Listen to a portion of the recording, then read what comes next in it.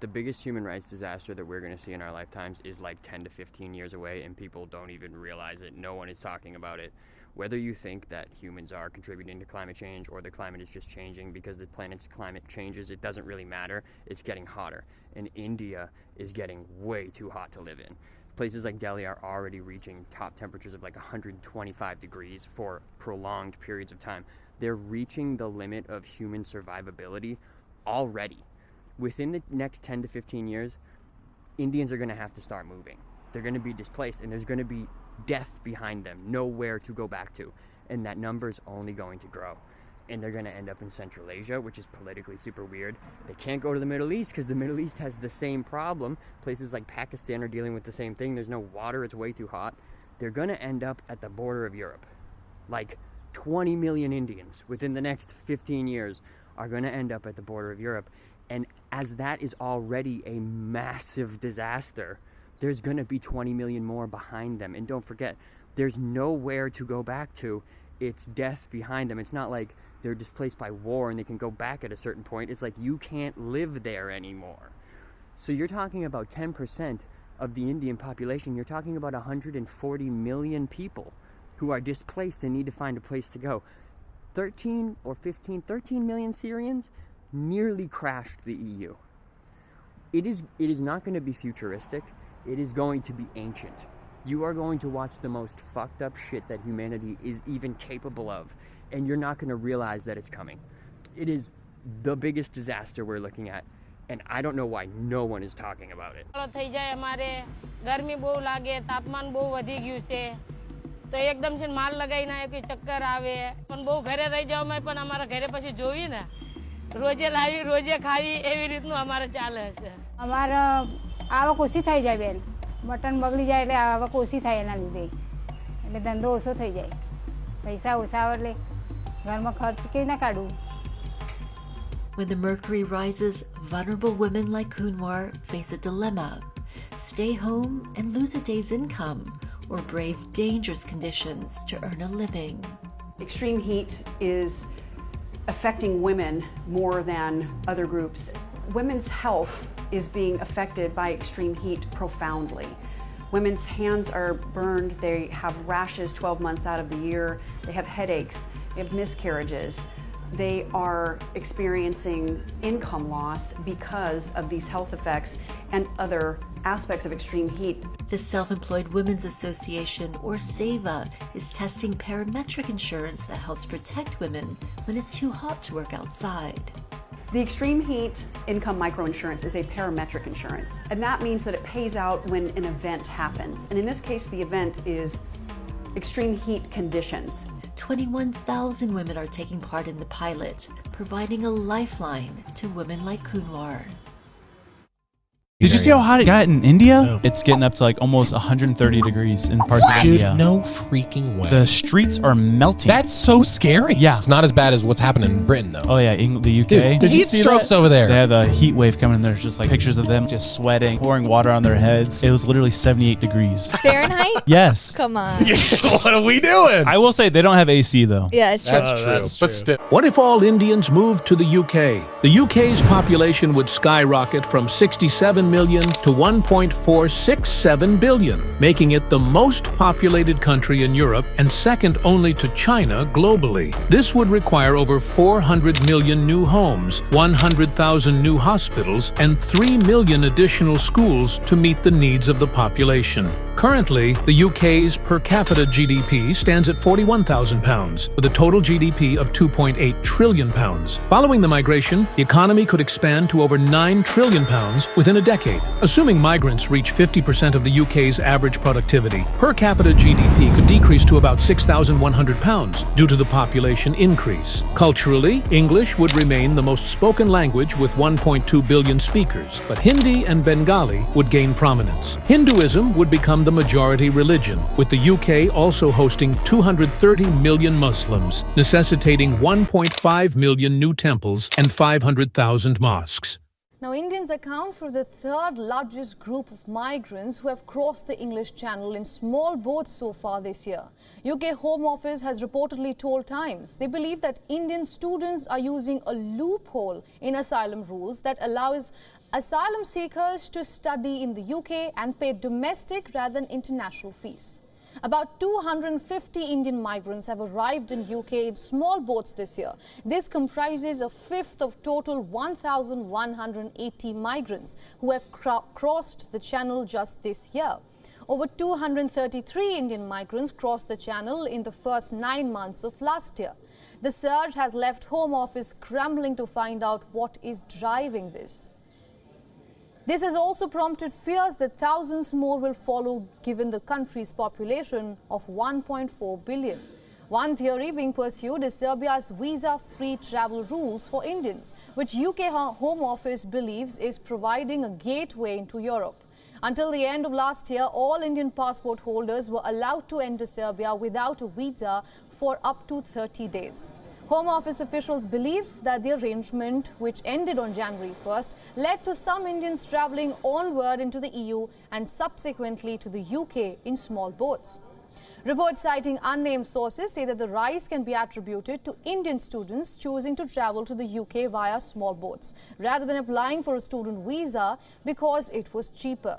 It costs the typical Indian citizen £363 for a student visa, about £940 for the immigration health surcharge, and an average of about £22,000 a year in international student fees to study an undergraduate degree in England.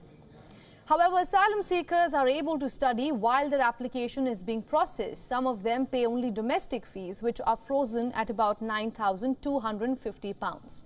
However, only 4% of Indian asylum applications are granted.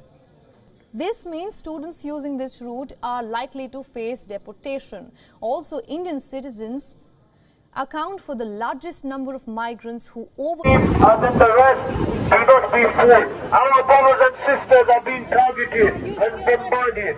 And who are supporting this? They are Lidl, they are Tesco, they are Zara, and then these are 4 companies that are.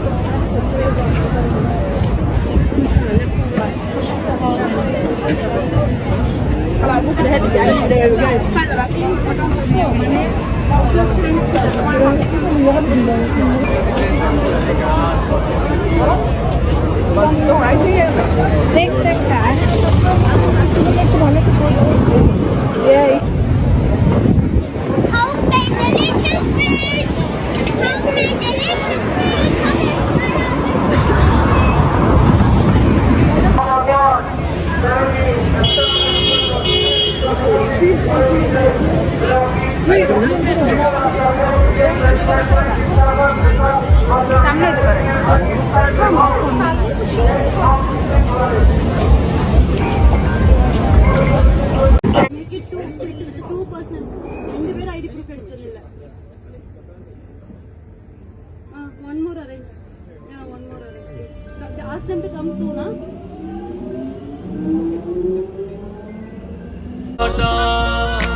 रोते डॉलरां दे सुपनियां ने रखती role के तानी ओए मैनू लगदा सब परदेसियां दी यारा इको जई कहानी ओए मैनू लगदा सब परदेसियां दी यारा इको जई कहानी ओए मैनू लगदा सब परदेसियां दी Really?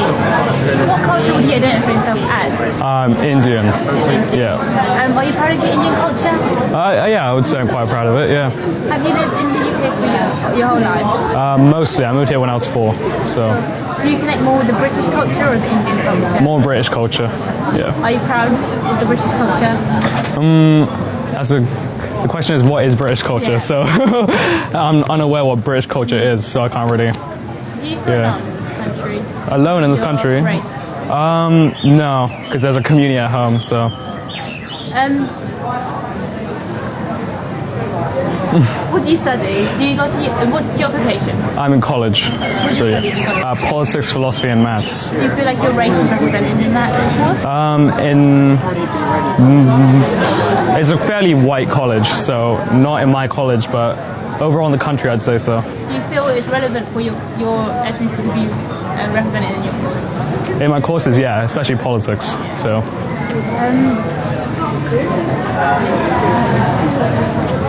What's your opinion about Brexit? About Brexit? Yeah. Well, when the election happened, I would have been 10 years old, but I think I would have voted Remain. So. Do you think this country can change? In what sense? Does it need change, like any economical, racial, social? Oh yeah, I think for sure. I think it needs to be more progressive for racial and gender. What happened to a gay couple in Palestine, sir? What? What would happen to a gay couple in Gaza? Executed according to Islamic law. Islam doesn't endorse gayism. Islam doesn't endorse homosexuality. Do you think that's good, sir? Do you think it's good for gays? Islam doesn't approve of being gay. I see. Okay, so would you like to see Sharia law in Canada replace Canadian law? At some point it will. You know, because we have families, we are making babies. You're not. Your population is going down the slump, right? And by 2060, according to Pew Research Institute, your research, by 2060, Muslims will be the biggest religious group the world over. What are you going to do then? Actually, to oppose Sharia is even then? You know what? I'm very appreciative of the honesty. We don't usually get that. So you do support Sharia. Just like you had a Muslim, a Western majority nation in a land of Native Americans, one day we can have a Muslim majority nation here in Canada. Whoa, whoa, whoa, whoa, whoa, whoa, whoa, whoa, whoa, whoa, whoa, whoa.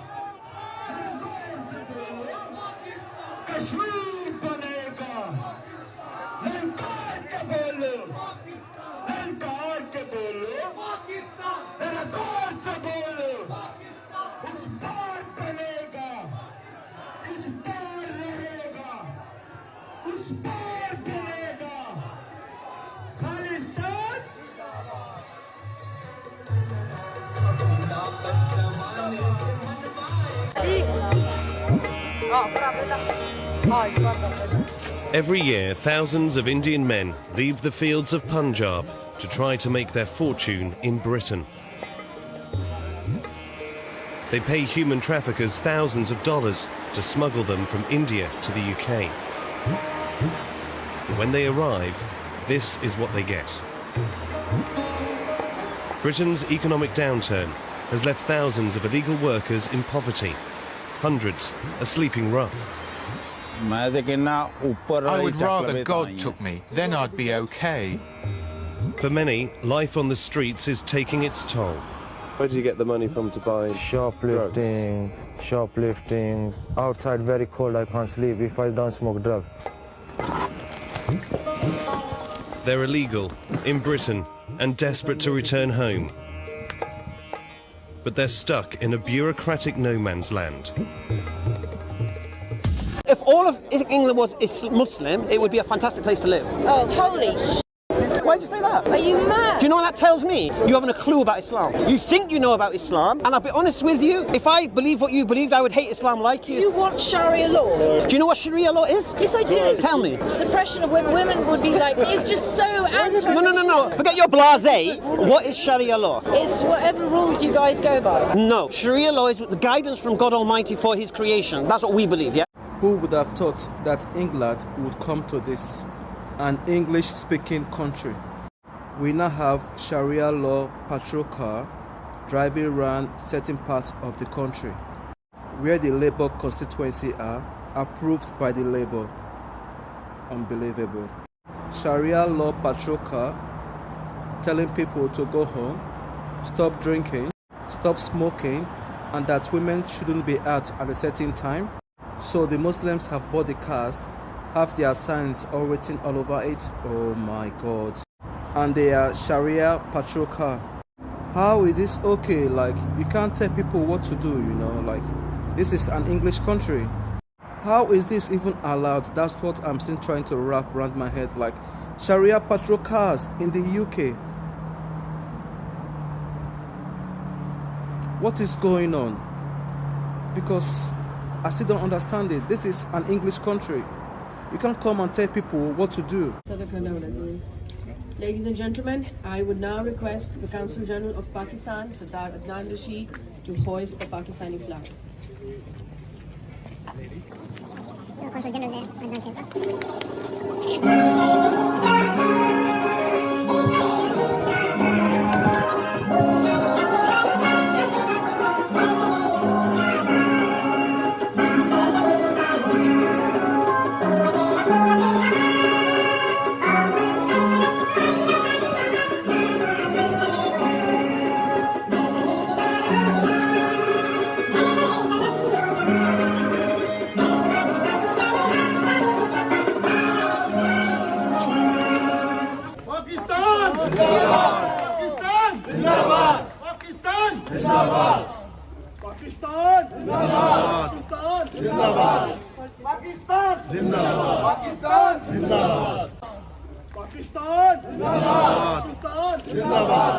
Pakistan! Zindabad! Pakistan! Zindabad! 10,000 migrants have crossed the channel since the start of the year, and this crisis shows no signs of slowing down. Now, all we've heard from Keir Starmer, the Home Secretary, everyone in the Labour camp is about that they're doing massive amounts of deportations, which is a lie, and they're also talking about that they are smashing gangs at this moment in time. We're approaching a year since they came into office, and no gangs have been smashed. Keir Starmer has said repeatedly, we can do this. I've smashed terrorist gangs, I'll smash these gangs. So smash the gangs has barely started. I mean, the key piece of legislation... Well, no, clearly not. The reason that people seek asylum in the world, and there are tens of millions of people seeking asylum in the world, is because they are fleeing violence, fleeing conflict. Picture this: overcrowded boats approaching UK shores while Home Secretary Yvette Cooper stands by her promises of border control. The contradiction couldn't be more stark. In the coming minutes, you'll witness the exact moment when Labour's immigration policies were called into question, leaving their representatives without adequate responses. The debate quickly transformed from political discussion into a revealing confrontation about Britain's future. Before the election, Yvette Cooper made bold claims about her ability to handle illegal immigration. We can do this. I've smashed terrorist gangs. I'll smash these gangs, she proclaimed with absolute certainty. These weren't casual remarks, but cornerstone promises that Labour presented to voters who were frustrated with the previous government's handling of channel crossings. Cooper positioned herself as the solution to a problem that had plagued Britain for years. But where are we now? The contrast between Cooper's pre-election rhetoric and today's reality is impossible to ignore. She promised immediate action, swift results, and a comprehensive approach that would finally bring the immigration crisis under control. Yet months into Labour's tenure, the situation has worsened rather than improved. The promised crackdown on smuggling networks remains largely theoretical, while boats continue to arrive on British shores at an alarming rate. Let's examine the numbers, which tell a damning story. Daily crossings haven't decreased under Labour's watch. They've actually increased. Despite all the tough talk about border control and security, more migrants are reaching the UK now than during the previous administration's final months. This isn't speculation, it's documented fact. Just to get a bit of clarity,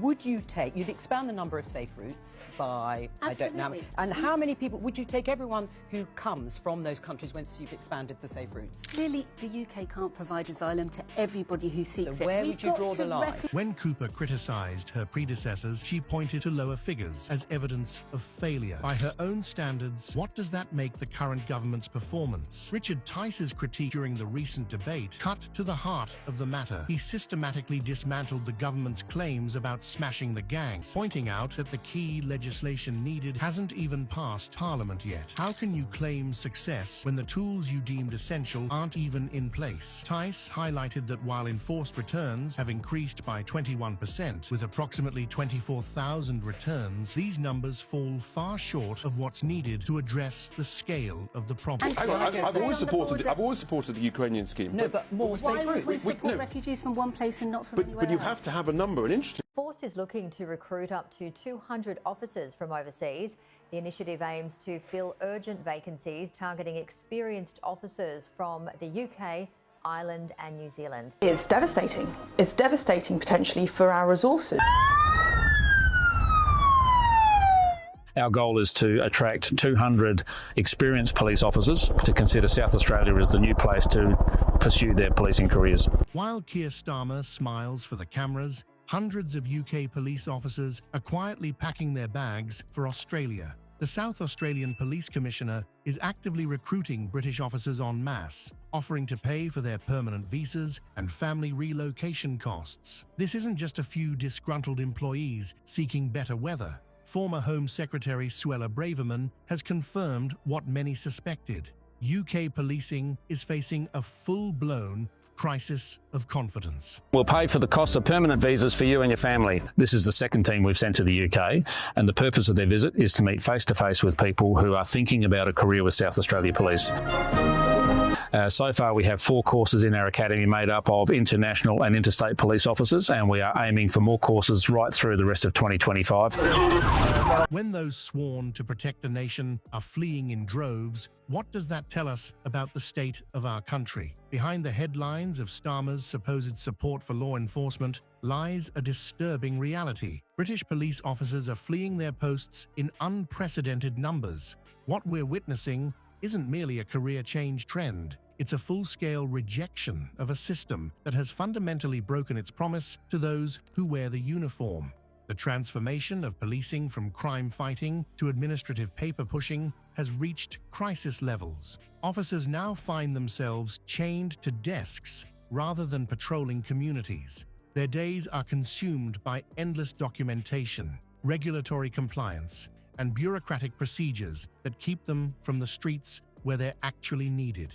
This administrative overload hasn't just changed how officers spend their time. It's completely gutted the profession of its purpose.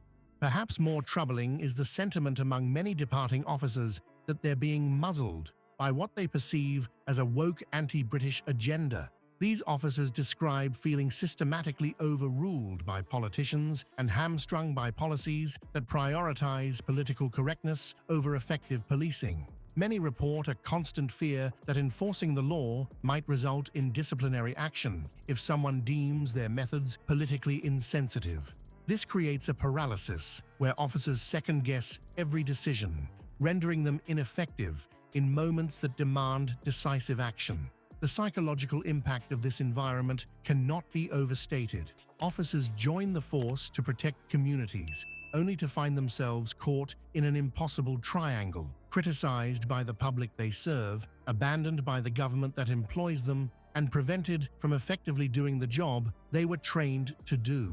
Is immigration a problem in the UK? No. Why'd you say no? Because it's fundamental to our existence. Oh, why'd you say that? Because we need it. We don't have enough people being born in this country. We need immigrants. It's simple. Do you think we have overpopulations in major cities? No, not at all. We've got loads of room. Well, you think so, really?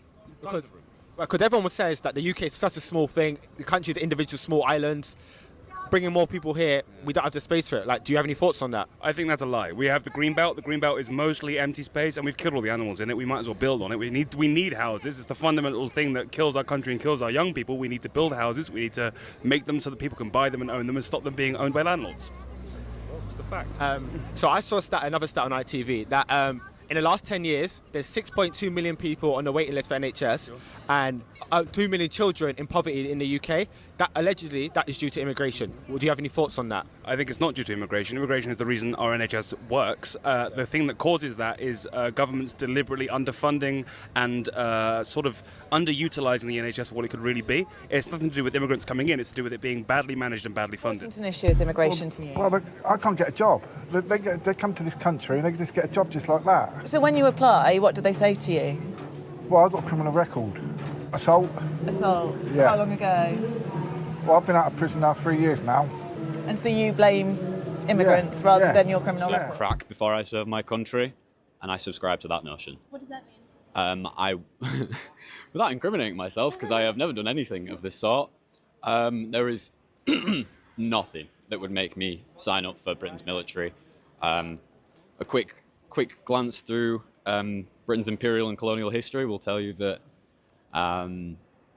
we're a country that is built on the slavery, genocide, ethnic cleansing, colonisation of millions, if not billions of people worldwide. And I am completely in opposition to anything that sustains the legacy of that. And yeah, I don't agree with British imperialism and would never, ever, ever sign up to be part of Brexit? No, I don't like the French or any of the, well, particularly the French. Are you planning to vote? I don't even bother to vote because they all shit in the same pot. The sheer hatred they have towards younger people. Complain a lot about a lack of respect for the older generation, where like I've done like customer service jobs and stuff. We work in hospitality together, and the least amount of respect you get is from the older generation, without doubt. They almost like forget that you're just a human. Yeah. Whereas when you serve people your age, they like understand and they talk to you from like a peer level. Yeah. Whereas if you're serving someone older, it's like just looking down on you. Guy Fawkes failed. He should have blown that place to smithereens, Parliament. They're no good to any burger. The last honest man in Parliament, that's what they say. The migrants that are all coming over. I think everyone deserves a life, to be honest with you. If they need to come here to be happy and have a life, then I think they should be entitled. Because I want my country back doesn't mean that I'm a racist or I'm far right. It means that I'm a British man that wants British people to come first, and that's just exactly what it is. It's Britain, you know. So I think remigration and deportation and everything like that is a very, very good idea. I think that we seem to be letting all of these people across, and I say it again, our own citizens have become second-class people in our own country, and do you know what? We don't deserve that. A lot of our ancestors have fought for this country and made this country what it is, and at the moment it's just going down the pan and it just can't happen anymore. I think that if we all keep demonstrating in the correct ways, we'll be listened to a lot more. I think there is hope out there. We've just got to get it from the people that obviously don't listen to us anymore. We've got to find a way, and if we can find that way in the correct way, then we'll achieve everything that we want. I'm scared of standing up for our own culture. You know, I'm a Christian. Why am I allowed to say I'm a Christian? Because I offend someone. Well, a lot of people offend me. Simultaneously stealing all our jobs, but they're also lazy and living on benefits. And quite how they managed to achieve that at the same time, I don't know. That's quite impressive. To me, if you're British, let me ask you a question. If, God forbid, England went to war with Jamaica, which army would you be in? I'd be in the British Army. You're British then? Well done. There's the, that's my answer. I live in England. I am an English person. I expect to be able to speak English in my own country, not have to learn Polish or Latvian to work in the local factories. No, we've always had foreign people here. It's nothing to do with racism. They keep saying that. It's wrong. When I went to London as a boy, Turkish, every nationality, I've always got on. But when people keep blowing the trumpet about things, and we're now the second-class citizens in this country. It's silly, really, isn't it? What else Can we talk to you for a minute? Are you from here? Yeah, I'm from here. Right, go on, tell us. English. My girlfriend's Lithuanian, speaks brilliant English. There's nothing wrong with them. How do you think about the local job market? Oh, obviously fair taking on all the jobs and that, but they should get up off the fucking asses and get their own jobs themselves then. There's a lot of foreign people working in the hospitals because they want to work. The trouble is as well, a lot of the English don't want to work. They just want to sit there and claim benefits. It's too easy. You know what I mean? I've worked all my life in the building trade and I've grafted all my life. And that's how I've been brought up. But a lot of them, they just don't want to work. Would that upset you to live next door to an Asian person? Can you smell it just now? No, the Asian food and that. They don't. The smell of the Asian food? Yeah, the smell of the Asian food, things like that. They stop the boats. They call it racist. Or it's not. It's. What do you think? There's not enough space in this country to house this many extra people. Do you think a lot of people will say that these migrants don't really bring nothing to the country? Do you believe they don't? Though? No. They do. So some of them obviously do. And I'm saying like Some of them, it's good. It's good because it brings diversity to our country. It brings everything to our country. The people who want to improve and adapt to our country. But there's so many people out there that don't even want to adapt to our cultures. That don't even want to learn the English language. That don't want to adapt to our style of life. And that's where it goes wrong. What do you say to those? What do you say to those that are pushing for harsher Muslim Sharia laws? What would you? We're not a Sharia law state. We're not a Muslim state. At the end of the day, there's Muslims in our country, which is fine. Like, I get it. Like, everyone is allowed in our country, but we're not a Muslim state. We're a Christian state. Like, at the end of the day, that is the be all and end all. We're a Christian state. Majority of people that I've met in England that are English, no, not all of them, obviously you can't speak for everyone ever, but there's a good proportion of them that are just horrible people. The government sucks, the weather's awful, the job market's terrible, we get paid terribly. I mean, obviously the NHS now was really good and now it's not being funded nearly enough, but when can it ever be funded enough? I don't know. No, I'm not particularly proud to be British. And we've got awful stereotypes for the rest of the world. I mean, we're the most obnoxious twats when it comes to holidays, and it's just horrible. We refuse to learn other people's languages, and it's disgusting.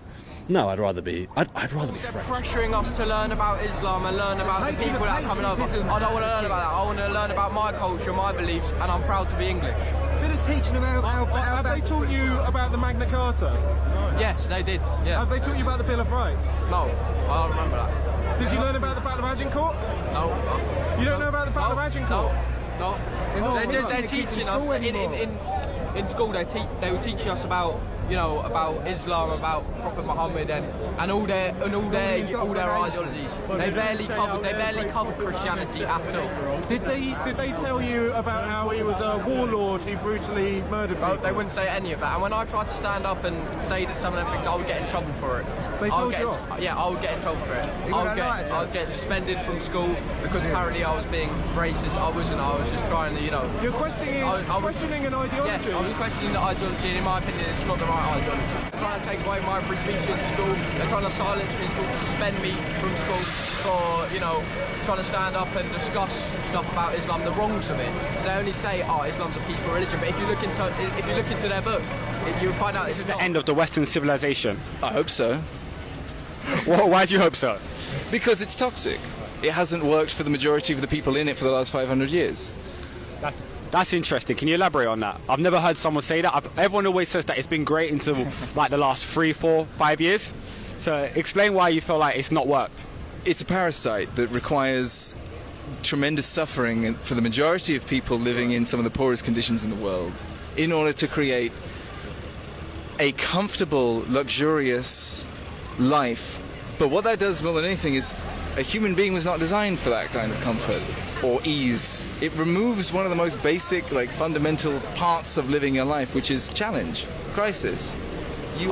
Would you say we're too comfortable in the West right now? Absolutely. We don't, and obviously because you live in it, you don't even recognize just how comfortable you are until you maybe travel out and live in somewhere else. So if I'm to leave the West today, where would you recommend I go? Mountains. So many people in our country that hate us, and it's being hidden that we're under attack, right? And we're not allowed to speak out about it. We're not allowed to speak about it. I mean, what kind of democracy is that? Yeah. At the moment, it seems a bit like... And today is for the 3 poor girls and all the victims of the other day in Leeds. I mean, it's sickening. And all these people want to come out in battle gear, when they couldn't even defend 3 little girls, a whole bunch of girls. Disgusting. Is the anger at the police? Is it the government? Is it also the murderers? It's all of it. Yeah. Where'd you start? Yeah. It's all of it. All of it. The police, they want to take a side. They want to take the wrong side. The government, they don't listen to the people. The people that come in the country, they don't like us. The majority are coming in. Yes, there's some good, there's some bad, but the majority that are coming in are wanting to change our values. And it's been hidden under the carpet. People got to wake up to it. There's good immigration. We need to keep it good immigration. It's got nothing to do with the colour of skin, all right? It's got nothing to do with where you're from.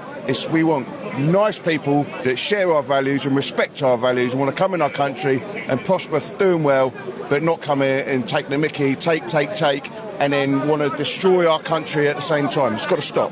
It's got to stop. Everyone's got to wake up to it. Isn't fit to become president. We respect that he's been elected, but we respect nothing about the man. We don't respect his racism, his misogyny, and actually the man, in terms, a man that doesn't pay his taxes while demanding that poor people pay theirs. The country's dying, isn't it? I'm an Englishman in England, and I don't feel like I'm an Englishman in England. Let's have it right. And I'm not afraid to say so. You know, there's no fairness here. We've got no voice. And the Reform Party are giving people like us a voice, a chance to say something. You've got to tell me, what is it that you want to say that you feel you can't say?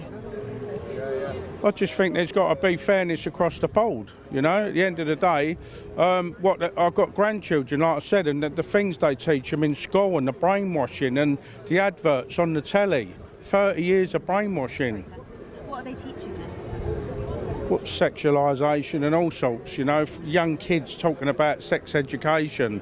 I don't want to go deep into that, but at the end of the day, it's not right, yeah? When you're 18 years old and you're an adult, you can choose to be who you want to be, not when you're 9 years old, yeah, when you're an adult. And Nigel will bring that back in? I don't know, hopefully.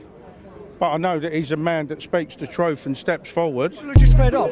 There's nothing we can do. There's nothing, the police won't save us. We've got to show our frustration.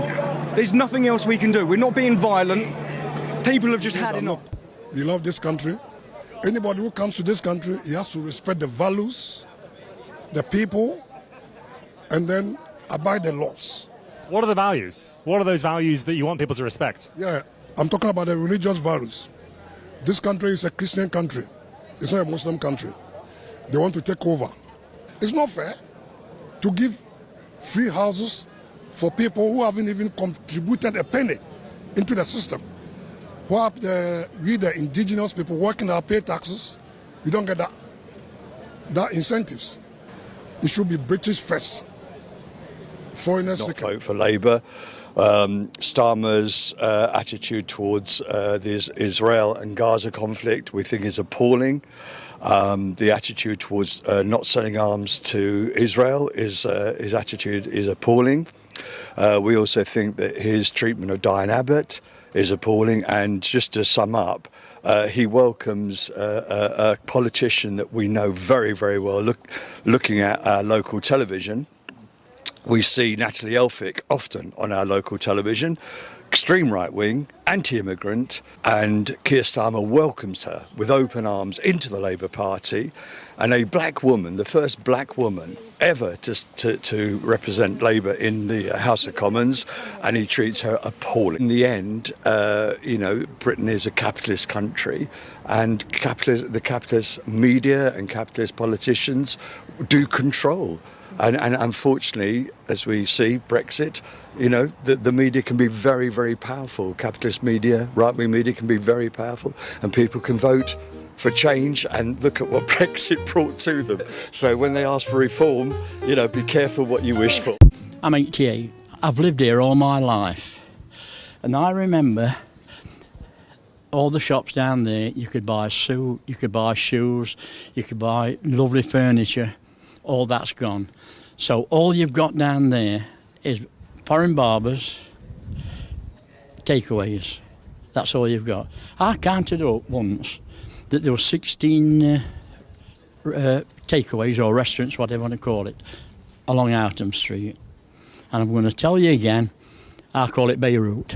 I'm sorry to say that, but I want something back, as I know it used what to. you like, throw what you like at me, but that being labelled a racist is actually boring now. I feel like a foreigner in my own country. That's what I feel like. Do not stand, okay, for uncontrolled immigration. Immigration, yes, but controlled immigration, okay? So if people come through to our country and they're educated and they can speak English and they've got a skill, that means they can work in the country. If that means they can work in the country, that means they can pay tax. To get the message across that this is England and it's a white country, and we are not racist, we are just patriotic. Predominantly white people may want it to be their country. Whereas it can be their country, but it can also be anyone else's country. It's a free country.